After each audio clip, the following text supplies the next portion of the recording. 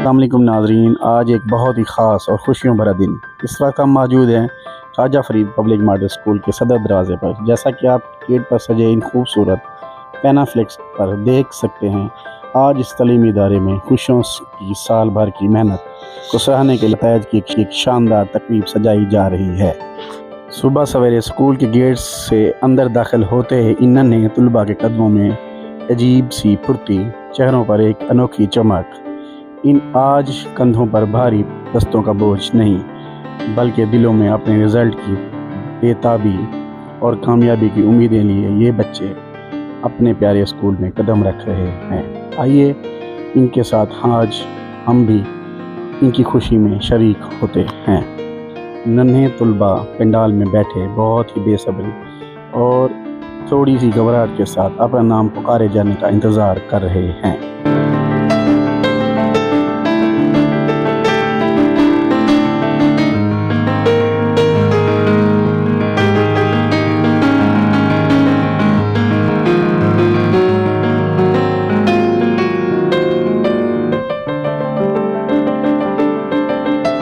नाज़रीन, ये खूबसूरत मंज़र Khwaja Farid public model school का, जहां आज साल भर की मेहनत का फल मिलने का दिन है।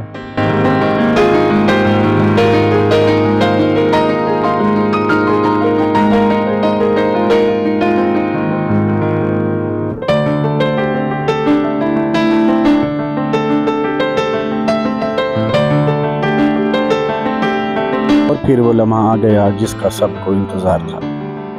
स्कूल के मेहनती साजा मोज़िज़ प्रिंसिपल साहब ने अपने हाथों से कामयाब बच्चों को शानदार ट्रॉफियाँ और रिज़ल्ट कार्ड पेश किए। उस्ताज़ा की मशफ़क़त भरी थपकी और बच्चों की चमक बता रही है कि मेहनत कभी रैगा नहीं जाती।